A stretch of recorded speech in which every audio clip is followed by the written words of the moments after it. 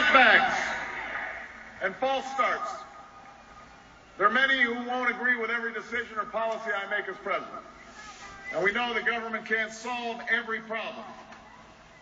But I will always be honest with you about the challenges we face. I will listen to you, especially when we disagree.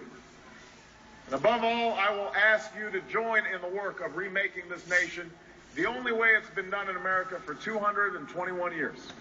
Block by block, brick by brick, calloused hand by calloused hand.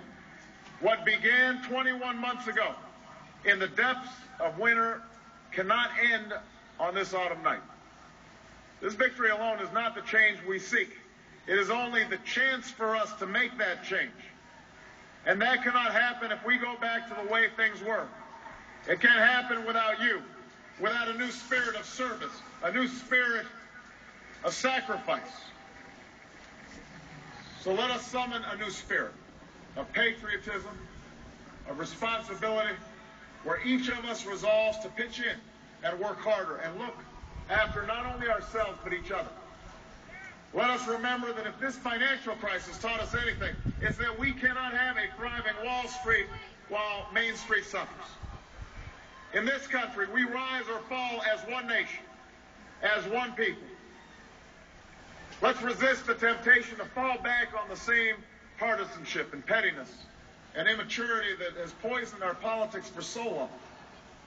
Let's remember that it was a man from this state who first carried the banner of the Republican Party in the White House, a party founded on the values of self-reliance and individual liberty and national unity.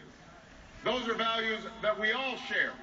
And while the Democratic Party has won a great victory tonight, we do so with a measure of humility and determination to heal the divides that have held back our progress.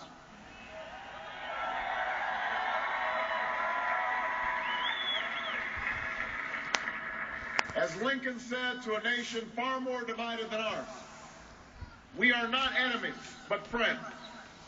Though passion may have strained, it must not break our bonds of affection. And to those Americans whose support I have yet to earn, I may not have won your vote tonight, but I hear your voices. I need your help, and I will be your president too.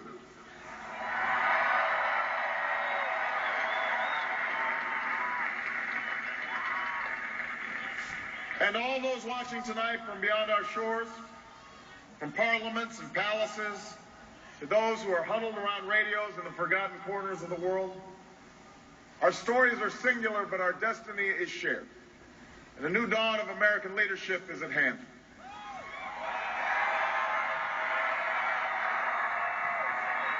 To those who would tear the world down, we will defeat you.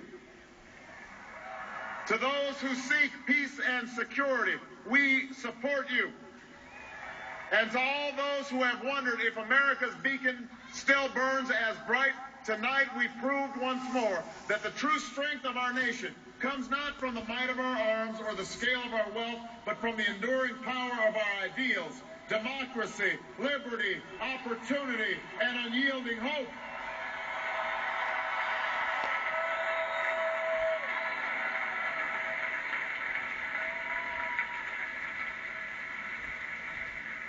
That's the true genius of America, that America can change. Our union can be perfected. What we've already achieved gives us hope for what we can and must achieve tomorrow. This election had many firsts and many stories that will be told for generations, but one that's on my mind tonight is about a woman who cast her ballot in Atlanta.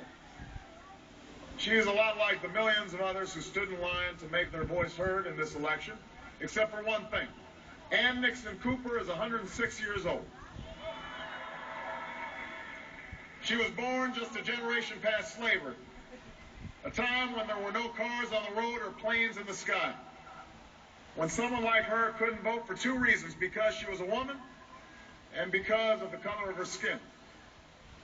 And tonight, I think about all that she's seen throughout her century in America. The heartache and the hope, the struggle and the progress. The times we were told that we can't. And the people who pressed on with that American creed, yes, we can. At a time when women's voices were silenced and their hopes dismissed, she lived to see them stand up and speak out and reach for the ballot. Yes, we can. When there was despair in the Dust Bowl and depression across the land, she saw a nation conquer fear itself with a new deal, new jobs, a new sense of common purpose. Yes, we can. When the bombs fell on our harbor and tyranny threatened the world, she was there to witness a generation rise to greatness and a democracy was saved. Yes, we can. She was there for the buses in Montgomery, the hoses in Birmingham, a bridge in Selma, and a preacher from Atlanta who told the people that we shall overcome. Yes, we can. A man touched down on the moon. A wall came down in Berlin. A world was connected by our own science and imagination. And this year, in this election, she touched her finger to a screen and cast her vote. Because after 106 years in America, through the best of times and the darkest of hours, she knows how America can change. Yes, we can. America, we have come so far. We have seen so much, but there's so much more to do. So tonight, let us ask ourselves, if our children should live to see the next century, if my daughters should be so lucky to live as long as Ann Nixon Cooper, what change will they see? What progress will we have made? This is our chance to answer that call. This is our moment. This is our time to put our people back to work and open doors of opportunity for our kids, to restore prosperity and promote the cause of peace, to reclaim the American dream and reaffirm that fundamental truth that out of many we are one, that while we breathe, we hope, and where we are met with cynicism and doubt and those who tell us that we can't, we will respond with that timeless creed that sums up the spirit of a people. Yes, we can. Thank you. God bless you. And may God bless the United States of America. And that was it. That was Barack Obama, the speech that he delivered a little while ago at Grant Park in Chicago, a speech in which he sought to stress the themes that he's been putting forward throughout this campaign. But looking ahead now, he probably appreciates better than almost anyone the enormous challenge that awaits him over these next 75, 76 days, the transition to power.